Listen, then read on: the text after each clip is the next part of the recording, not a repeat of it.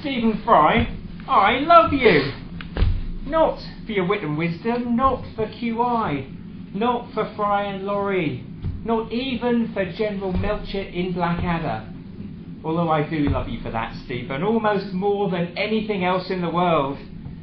I love your book, the one on the shelf of the bookcase I built, the one that changed my life. The Liar, by Stephen Fry. It had been a tense few weeks. It hurt my head, to be honest, but I was used to my head hurting. Living with Aisha was hard at times. Loving Aisha was like being on University Challenge every bloody week. Hello, I'm Peter Harding, reading Martina Cole and Twitter. I like watching movies, to be honest. Aisha would look at me like Paxman might look at Trump, a mixture of curiosity and disgust.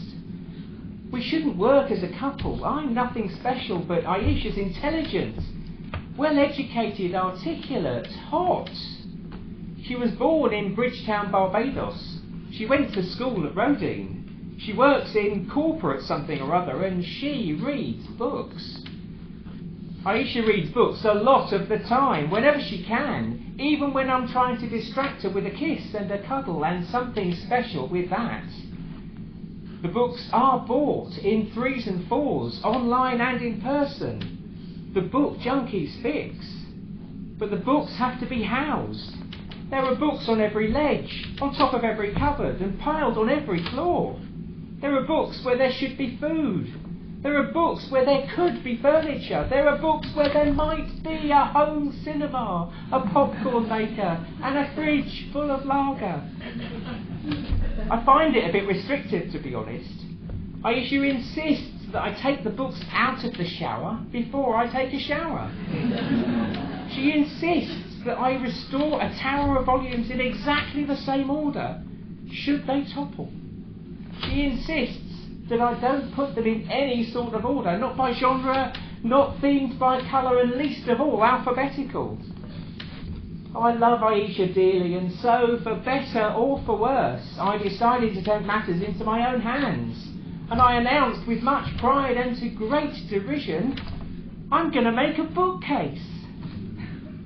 Now at this point, I should recount Aisha's response, an intelligent and erudite expression of her incredulity or gratitude, one of the two. It should be told in a rich Barbadian accent, the sort that pours treacle on your soul. But Aisha just looked at me with a flicker of her neck and the fixing of her eyes. She looked at me like Jennifer Hudson sometimes looks on The Voice when she's about to say, "Excuse me?" and wave her finger in that kind of "am I meant to be impressed by your feeble attempt at manhood" kind of a way. And disdain turned into disinterest about my choice of wood. Pine, oak or ash, Aisha didn't care. So when I selected walnut for its rich look and feel, the aesthetic pleasure was all and only mine. Disinterest turned to annoyance when I commandeered the spare room to turn it into a workshop. Normally an overspill room for books and all the other detritus we'd collected. An elf might have been able to find a ledge to sleep on. But for the building of a bookcase, the wielding of saws and the creation of mess, most of the contents of this room had to be removed, much of it to the landing. Now Aisha was not averse to showing her emotions. The mess messed with her head.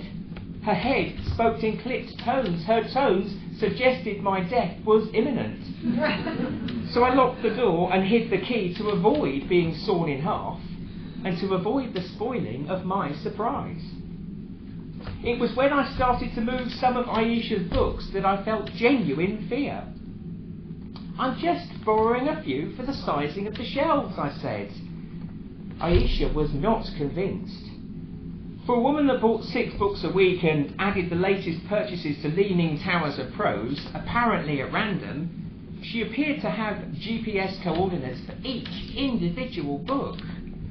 She could have been a librarian, and had she created an act out of it, she could have won Britain's Got Talent. So when I started to move selected paperbacks from her much-loved collection, I was taking a huge personal risk. that I chose books from different stacks and after much scrutiny offended Aisha's sense of order. I had to make a solemn promise, photographing each stack so I could replace the book in precisely the same place and precisely the same order as before. Had I said it out loud, I would have had to recreate the exact depth of dust on the cover. It was complicated work. The choosing of the books, not the making of the bookcase. I can do woodwork. It was the words I was struggling with. And I wondered, quite early in my quest, who decided the direction in which you tilt your head? The bookshelves of literature conform by and large to a worldwide standard. The wording down the spine is rotated 90 degrees clockwise, and so you and I and the rest of the world tilt our heads to the right.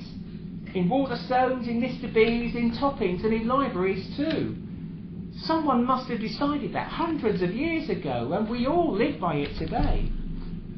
The order of the wording on the spine, that's a little bit less regulated. Sometimes the author's name is on the top. Mostly the forename first, often just initials. Sometimes the name of a book comes at the top. And disgracefully, sometimes the wording is placed in the middle of the spine. It's as if the publishers can choose for themselves. Who the hell do they think they are? Over the course of 2 weeks, there was much sawing and sanding and much gnashing of Barbadian teeth. The selection of books was much more intense and was accompanied by much sharpening of Barbadian knives. Aisha's appetite for books and the breadth of her taste both simplified and complicated my task, because I needed 14 books to be laying on their side over 4 shelves of my bookcase. Not just any 14 books, you understand, but not 14 specific books either. I didn't care about the titles. I didn't care about the whole of the author's name either. I needed 14 books that met 2 crucial conditions. Condition number 1, the author's name has to be displayed on the top of the spine. Condition number 2, the collection of authors' names had to conform to a very precise pattern. I needed the first letter of the author's names to spell out a very specific sentence. A very specific sentence comprising 4 words read from the top shelf to the bottom. Let me illustrate. A copy of Undermilk Wood sat on Goldfinger, sat on the Pickwick Papers, sat on the Kite Runner spells dick. At least it would if the books conformed to the not yet internationally recognised but patently bloody obvious standard of printing the author's names on the top of the spine. I give you Dylan Thomas, Ian Fleming, Charles Dickens and Khaled Hosseini, Dick. I needed 14 books, 4 words, and not one of them was that.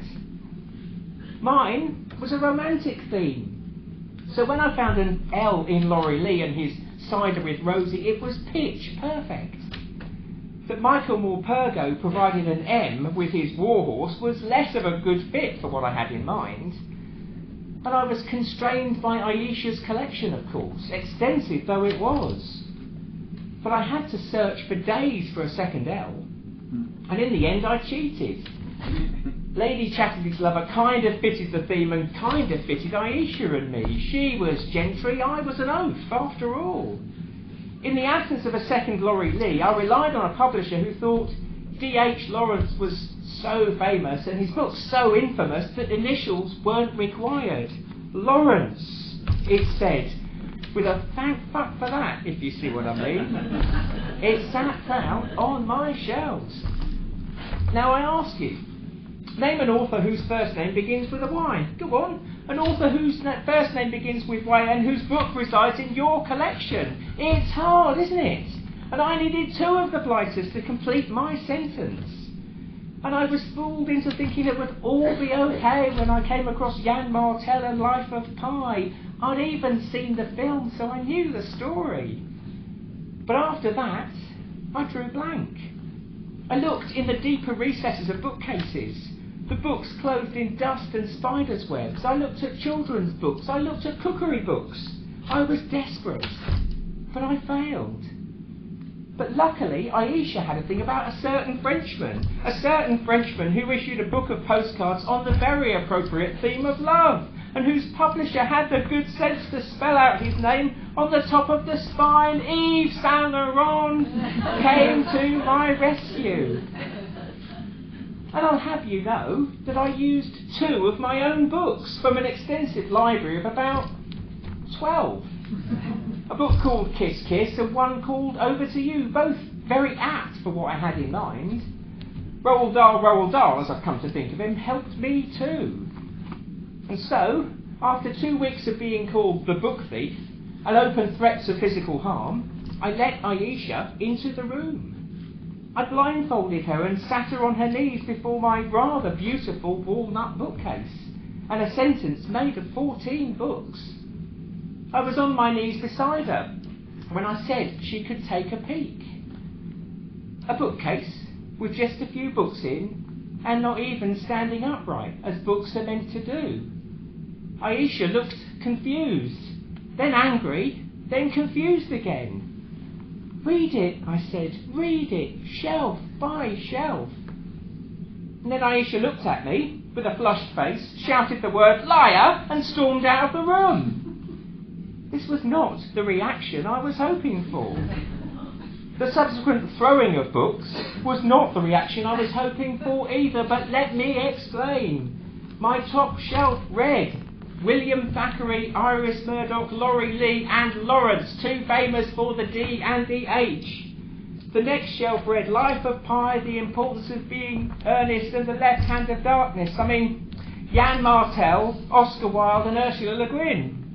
Are you following? Because the next word is key. I give you Michael Morpurgo, Anthony Trollope, Roald Dahl, Yves Saint Laurent, and to finish, Margaret Atwood and Edna O'Brien. You see now, don't you, my 4-word, 4-shell sentence asked, "Will you marry me?" And I doubted it when Aisha stormed back in the room, still chuntering about deceit. I doubted it when she retrieved 2 other books from my bookcase, and with great athleticism and considerable force she threw them at me, calling me a book thief once again. And they hurt until I picked them up from the floor.